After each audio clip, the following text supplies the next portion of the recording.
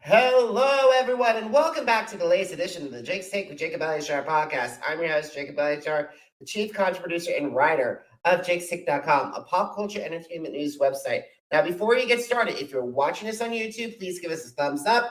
Please hit the subscribe button, and please like and comment about this video.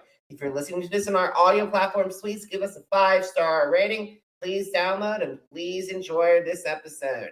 So I am so happy to welcome my friend. He is a radio personality. You can listen to him on Mix 93.3 Mondays through Fridays at 3 p.m. to 7 p.m. Central Standard Time. So please help me welcome Davo to the podcast. What's going on? How about that intro? I like that, man. It's been a long time coming for those. Well, nobody would know this because how would they know this? You and I last did an interview together back 9 years ago, you said, off the air, right? It's been 9 years since we last spoke. I can't believe it's been that long. I remember that like it was yesterday. We went to the old, for those in Kansas City, we went to the old Panera Bread in Westport, which is now Johnny K's Yard Bar. It's been a minute. It's been 9 years. I cannot believe it. And a lot has happened to both of us in 9 years. Yeah, it has. I was, man, well, I mean, where do we start? I mean, 9 years ago was what? So 2014, the Royals have won a World Series. The Chiefs have won a couple Super Bowls. Professionally, I'm still doing afternoons at Mix, but back then I was doing a nationwide 90s syndicated show called Round Trip with Davo, playing 90s pop. We did that for 11 years. I had a great run at that. Finished that up at the end of 2021. So that was kind of hard to let go of, but it was just time to do that for various reasons. But that was a lot of fun. I've had a Royals website interviewing current and former Royals. There's over 100 different interviews on that. It's not as active as it once was. I've gotten busier, but it's definitely still up with literal thousands and thousands of hours of audio archive for any baseball fans. That's at clubhouseconversation.com. So that's what I've been up to, man. Just doing a couple side projects. Got a beautiful girlfriend and a couple of kids in my life now, and life's amazing. Amen to that, my friend. Amen to that. So, and everyone know, and for everyone, those of you who do not know, just let everyone know, you can catch that interview I did with Davo and our mutual friend Nathan Graham on jakestake.com after our podcast. Once again, jakes-shake.com. So a lot has changed in our industry since we last spoke. So how do you think radio has evolved? Wow. Radio is a very interesting industry and profession right now. Man, let's see. We'll get kind of deep on this. We got time. So, radio as a whole, let me start off by saying we're extremely fortunate here in Kansas City, at least for my company. Speaking for my company only, we're Steel City Media is the name of our company. It's kind of what you would call a mom and pop company, still a locally run radio operation that cares about the product. It cares about the communities it serves. We still have local people on the air pretty much all day long, all week long. There's somebody in the studio, which is incredibly rare these days.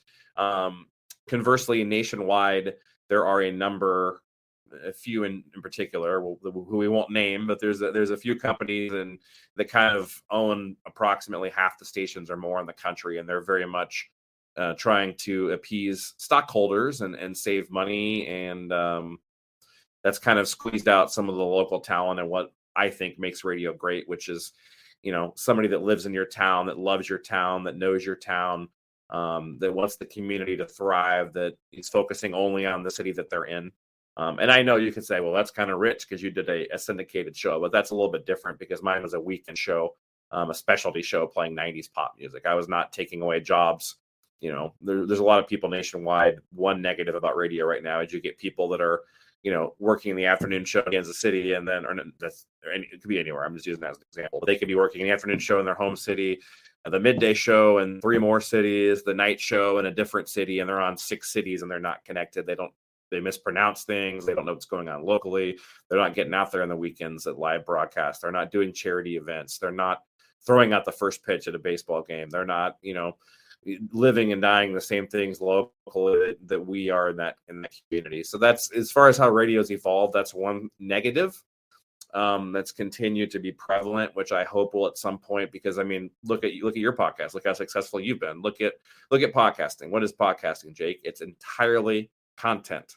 The days of, and it started about 15, 20 years ago, probably 20 years ago, realistically. The whole mindset back then was, well, just shut up and play the music. Nobody wants to hear you talk. And that was kind of what I think kind of made radio go into a little bit of a demise to a certain point, at least till about 10 years ago, was that was kind of the thing. The big companies that I mentioned earlier, not our company. We've been very lucky. When I talk about this stuff, I'm not talking about our company here, but that's one of the things with radio that's happened that's negative, is just all of that, and I think now in the last, one thing that's changed, you mentioned what's changed. One thing that has changed, I think, that could end up being for the better, is just seeing how popular podcasts are, right? And seeing how much people do want content, because what you do or what I do with Royal stuff or whatever the niche you have, sports betting. I also do a sports betting podcast, I should mention. I'll mention that at the end.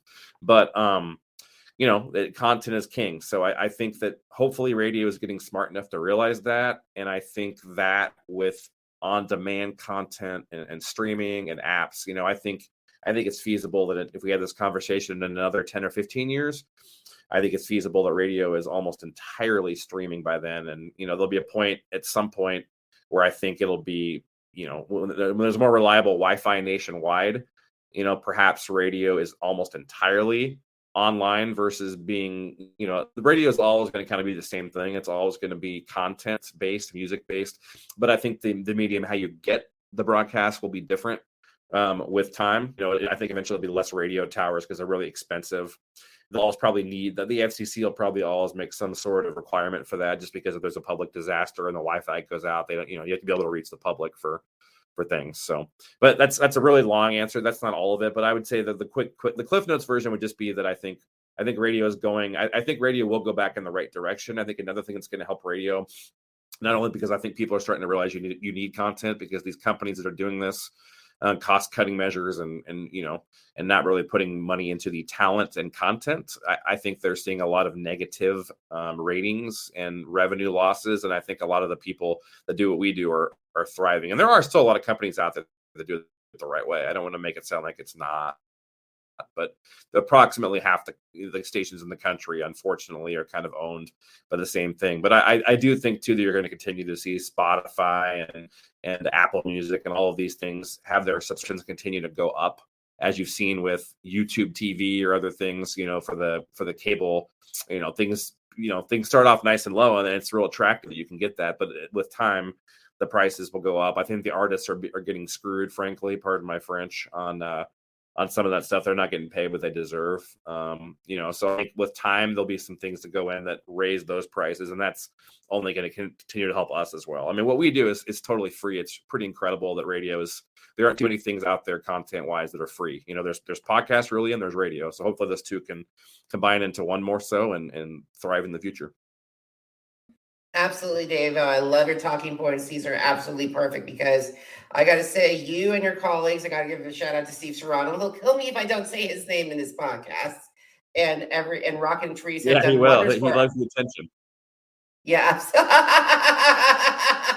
But here's the thing. I see you guys on your social media at events and I see the staff as well, trying to reach out to the community, no matter if it's giving free concert tickets away, or no matter if it's like $10,000 away to one lucky recipient. That's giving back to the community. And that's what I love about that. And it's like, it's hard when there's like certain names, and I'm going to even give some initials, but like RS or ED or BB that are nationwide. But sometimes, yes, they can reach out, but there are multiple different platforms. Right. And that's the tricky thing, right? I mean, another problem with radio is that, and stop me if I'm going down too big of a rabbit hole here, but another problem with radio is just that when I started when I was 16. I was very lucky. I am now 42. I look great for my age, right? But when I started, there was overnights. I mean, I did overnights my junior and senior years of high school for the #1 radio station in Lincoln, Nebraska. I was very fortunate that I got that opportunity. I got hired to run D's weekly top 40 and Casey's weekly top 40. Rest in peace, Casey Kasem. But and then then the overnight guy one summer got mono, and back then there was CDs and carts, so they needed somebody in the studio. So I got the opportunity very early on to do my own show, and the guy never came back. And I did weekend overnights during my last 2 years of high school, and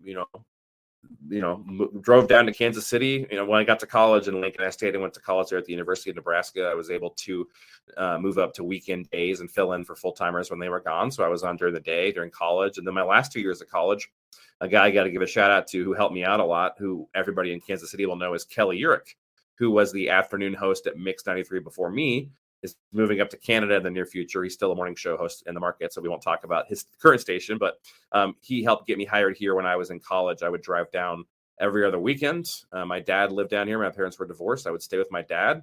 I would work Saturday nights on Mix, 6 p.m. to 10 p.m. I would drive back to Lincoln, get home at 2 a.m, and I would work noon to 10 p.m. on the air in Lincoln. So, but my point in bringing that up is not, then I moved to Charlotte, North Carolina for my first full-time job. I did overnights, in theory, 9 months of the year, but 3 months of the year I was filling in for other people. So there'd be a week where I'd do mornings, 6 a.m. to 10 a.m. Monday, and then come back that night for overnight. And then Wednesday I'd be on in the afternoon, and then Thursday I'd be on in the evening. It was, pardon my French, hell some of the times, waking up, not knowing what time of day it was, not knowing what day it was, multiple times throughout the week. But my point in bringing all that up with Jacksonville, came here, did evenings in Jacksonville and got his job, but came back here, is just that I had the opportunity. I was very fortunate that there was live radio, because I was awful when I started. I mean, I was flat out awful. I always understood radio. I had good content, but the delivery was bad.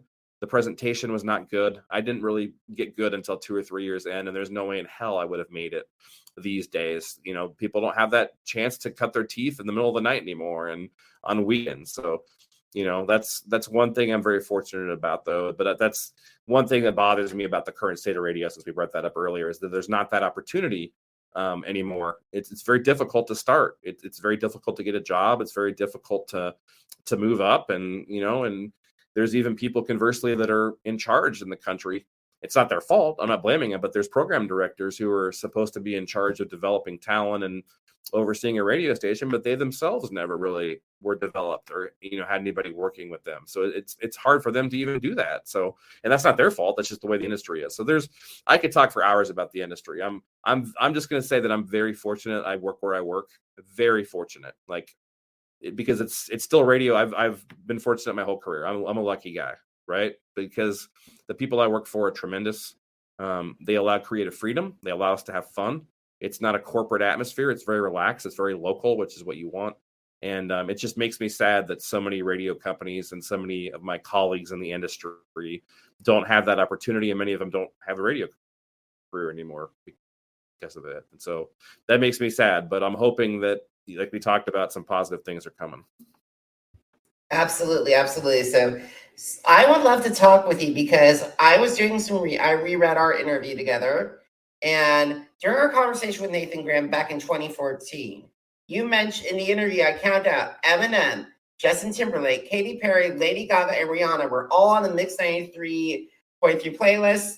Right now, and fast forward 9 years later, there's a lot of artists, newer artists that are on these playlists. So of today's artists, in your humble opinion, who do you think has a shot of a long career?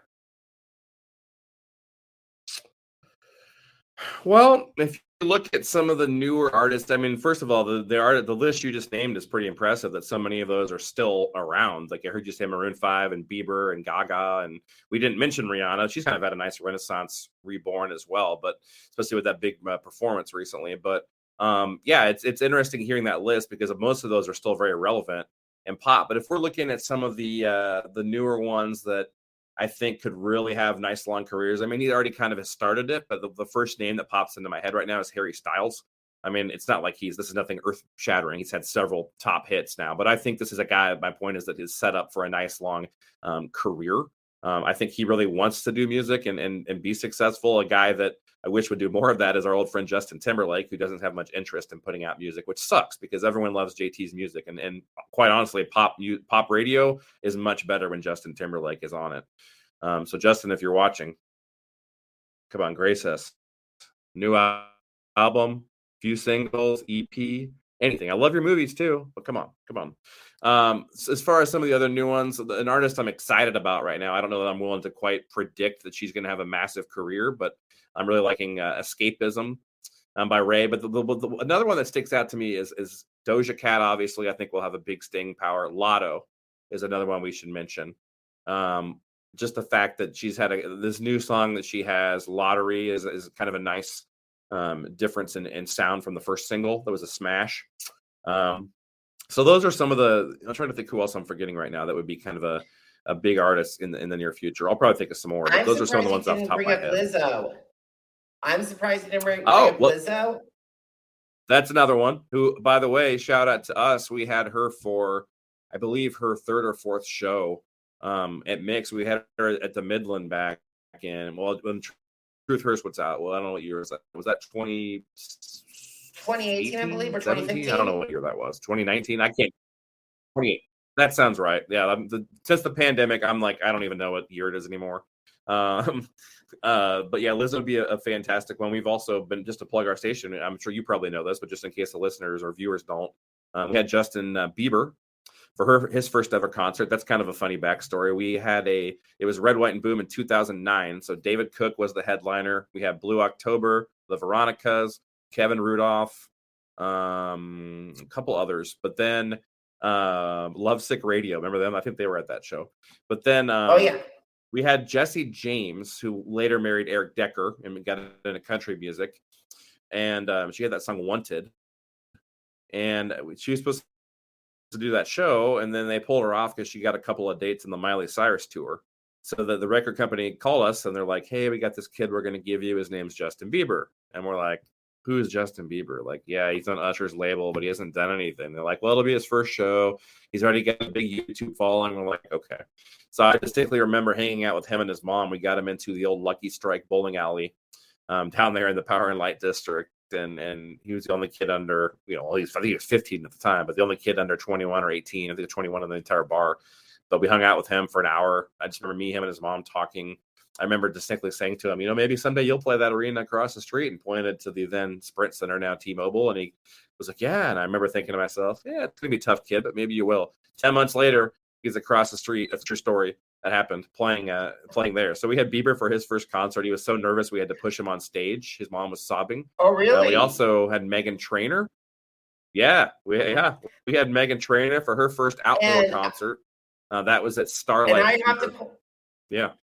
And I'm so sorry to interrupt because I remember succinctly one Red, White, and Boom. We had Ariana Grande.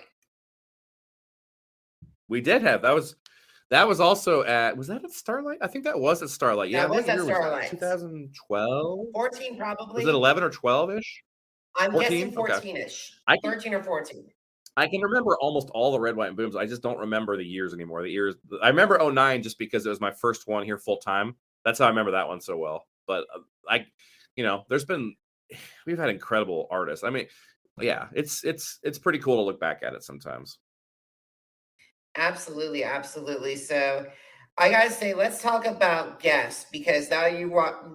So who have been some of your favorite interview guests, and why were they so memorable? So the first one that comes to the top of my head would be, there's actually a couple, probably the two that are most enjoyable to me that pop right in my head when you say that. Number one would be Lady Gaga. I had her, it was maybe my second week here in 2009, something like that. My boss at the time got me some big interviews to help me get started. He got me Pete Wentz, Simon Cowell. I had a J-Lo, but it was Lady Gaga that was just so down to earth. I remember and then actually the interview's on YouTube. You can find it if you type in Davo and Lady Gaga. But she is in a hotel room in Nottingham over in England.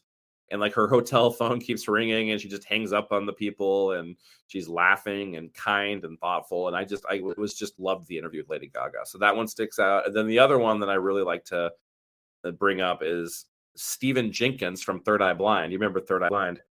So I had heard, let's just say from a couple of people, that maybe he wasn't always the most pleasant person to deal with. Maybe he was difficult at times.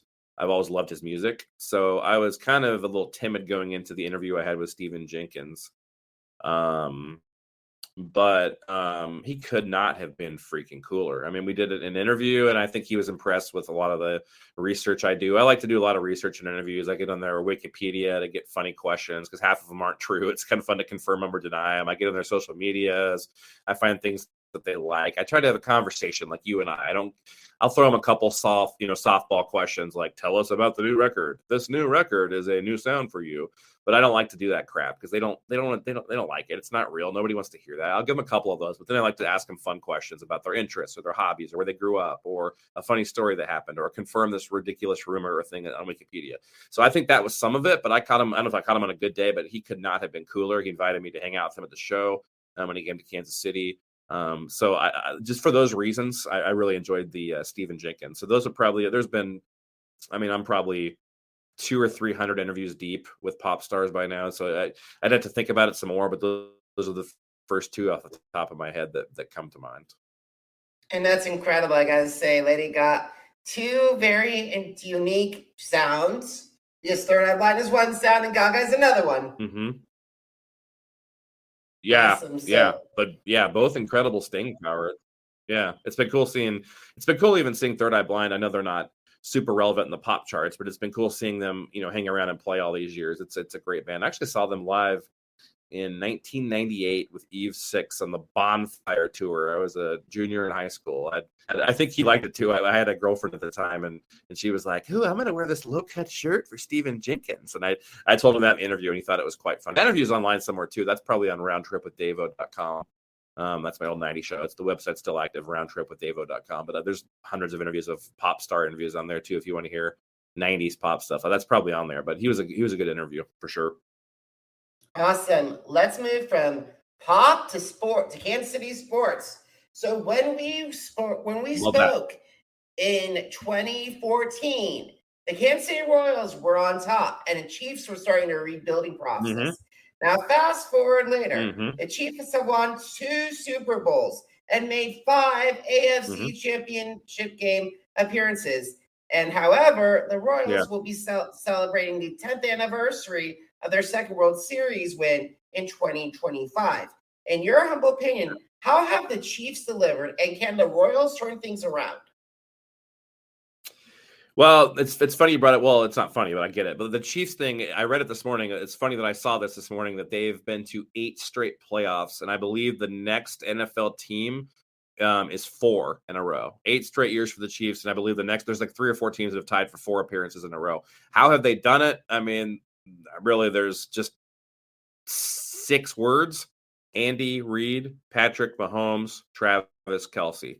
I mean, it's ever since Andy Reid got here.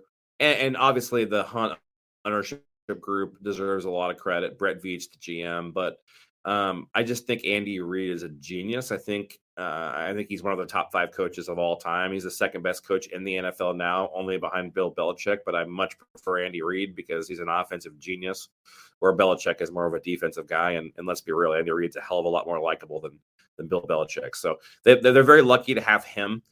He's just a literal genius when it comes to. He's probably the best to ever live, probably with play calling and designing plays. He's never lost that hunger, even in his age now. I think he's got 5 years in him at least still. Then you get Patrick Mahomes, who comes along, who's God's gift to football. Who was made to be an NFL quarterback and made to play for Andy Reid, and then Travis Kelce, his best friend. And I bring Travis Kelce into it. A lot of people probably wouldn't put him in there just because I think Travis Kelce is such a massive culture guy. I think he is so good for the culture of this football team. He's never whined about the amount of money he makes. He's underpaid. He should be making a lot more money. It's never been about money. It's about winning. It's about being in Kansas City. It's about doing well. He's a great human being to deal with. If you ever get a chance to see him around town, he's always approachable, always kind. Same with Pat. So I think it's culture with this team. If you want to know how they did it, it's Reid and it's Mahomes and it's Kelce. But I think those 3 have just set an incredible plate that people want to be. And when you have a winning team and people that like each other and have the same goal and you unify a city and bringing up the Royals now, that's the same thing they did back in 2014 and 2015. That was, the Royals were really, really good those years. Okay, so I get a little frustrated when people say that it was fluky or that they weren't, or maybe they got lucky. I don't know. I mean, yes, 2014 they had a ridiculous comeback against Oakland, or maybe the whole thing never would have happened. That game, that wild card game, is the most important game in Royals history. Period. The most important game in Royals history. I'm not convinced. I'm not even convinced. One of my good friends, Jeremy Guthrie, who's now a TV announcer for the Royals, he's been rehired starting this year to work with Bally Sports, which I'm very excited about, to have Jeremy back in Kansas City. The fans are going to love him and Mike Sweeney. But I asked him once, I said, do you think if had the Royals not come back in that wild card game, do you think there would have been any coaching changes? Because I've always thought Ned Yost might have been fired after that game just because of how he handled the bullpen, bringing in your Donovan Ventura, a guy that had not pitched in relief, who kind of had a really bad game and blew the tie game, and then didn't bring in the best bullpen in history. He had those three dominant HDH, Herrera, Davis, and Holland. So I've always wondered, and he said no. He said no, they wouldn't have fired him. They loved Ned. It wasn't one of those things. So I could be wrong on that. He knows probably better than I do. But I just think that was all culture back then. Also with the Royals, did they get lucky in that game? Maybe. But I think they just refuse to lose. It's another example of guys that love each other, guys that play for each other just as much. And then in 2015, there was the missed ground ball when they came from behind, almost an identical come from behind win against the Astros that helped them move on to play Toronto and then ultimately get to the big one. Do I think they got lucky that Carlos Correa couldn't field a chopper and put up all those runs in the eighth inning? Maybe, but they put the ball in play. They had good at bats. They won 100 games that year, I believe. So, or 98, I think. So, no, I don't know that they were lucky. So, and I think in any championship team in any sport, you get a little lucky sometimes, right? Look at the Chiefs this year. Jacksonville fumbles going in the end zone towards the end. Would have been a one-score game. When Mahomes misses a quarter in that game, Chad Henne nearly throws an interception. But if the interception happens, Jacksonville probably goes up 2 scores. How does that game change if that happens? You fast forward a week and they barely pulled out against the Bengals. I think any championship team has luck involved. That's part of why it's hard to be a champion or repeat as a champion. There's so many things have to go right. Now to get back there, it's the same exact thing for the Royals. It's this new nucleus of talent they have. They have a lot of young, talented players, which I'm very excited to watch play this year. I think they're going to be a lot better ball club this year. But they're going to need to play together in a market like this. I just think you don't have the salaries. You don't have the ability to go out and sign big studs because baseball is backwards and refuses to get a salary cap or a salary floor. So it's just the haves and the have-nots. So you're going to have to develop the kids, bring them up. They're going to have to love each other. They're going to have to be dedicated to winning. And you've got 5 to 7 years when they come up, until they become free agents. So that clock starts, you got to start winning. So again, it's a very tough thing to do in baseball, but if they're going to do it again and get back to where they were, it's culture's a lot of it, but of course the pitching. They're going to have to be able to pitch the ball, which they have not been great at. They've put a lot of capital into their pitching with draft picks. Have a new manager, a new GM, a new pitching coach. I'm very excited to see how they do. I think there's some good things ahead. So don't be surprised that the Boys in Blue are actually relevant into August this year. I think it could be kind of a fun year. I don't think they'll make the playoffs this year probably, but I definitely think they're going to be a lot better. And I think they're going in the right direction. So don't give up on the Royals. It's easy to do it, but don't do it. All righty. I won't give up on the Royals, and I hope that our Chiefs continue to build on this empire. Yeah, the Chiefs, I think. I don't see, assuming Mahomes stays healthy. Okay, let's knock on wood. I'm knocking on wood twice.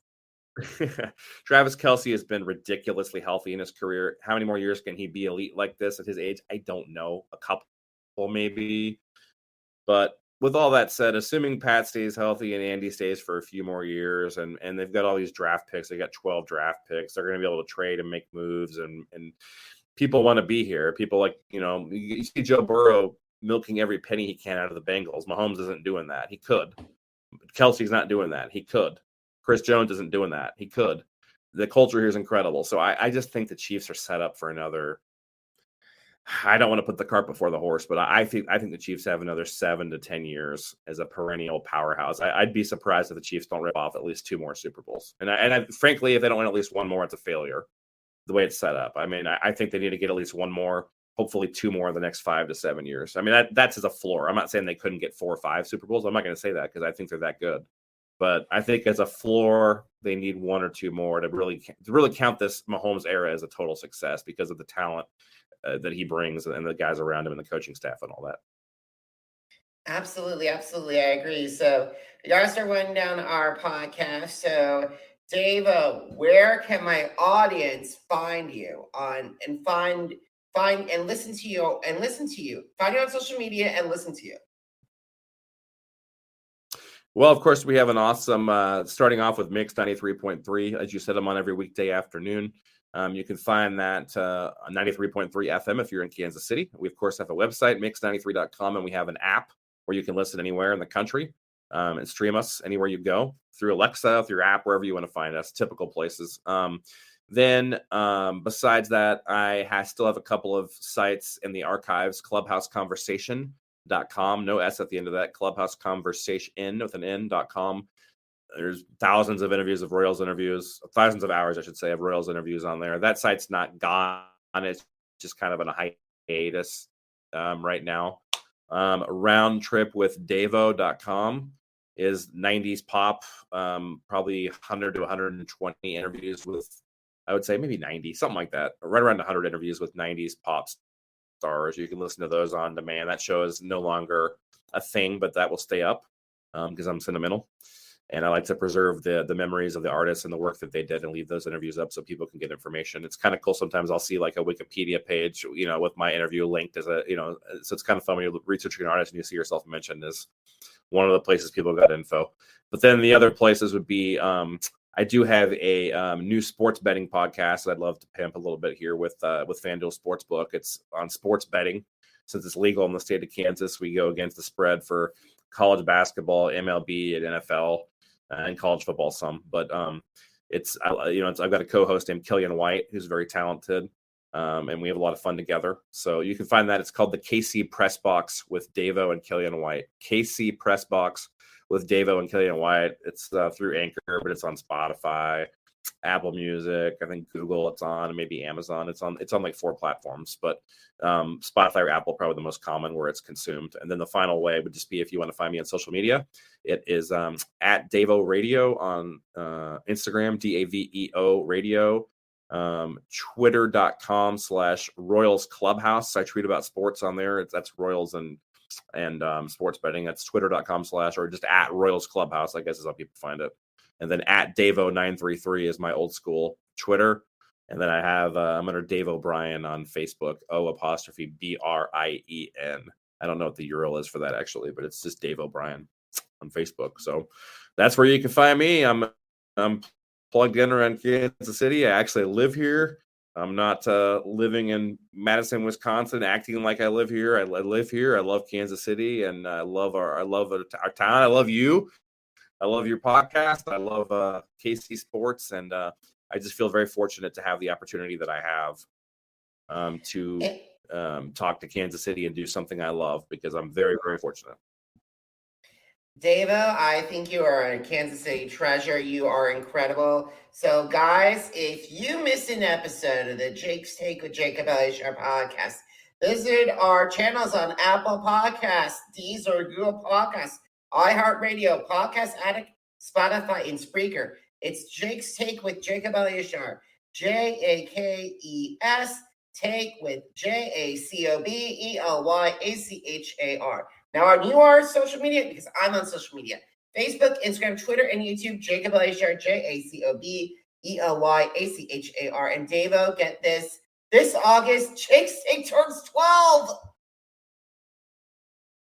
Really? Yes. Oh my gosh. Well, I mean, you've had some heavy hitters on this thing. I've seen some of the stuff. You're growing all the time, and I'm just happy to be on it. So you let me know anytime, man. I'm happy to talk some radio or sports or whatever you want to talk about. I'm down. Absolutely, Davo. Thank you so much. And guys, thank you so much for watching. Thank you so much for wishing.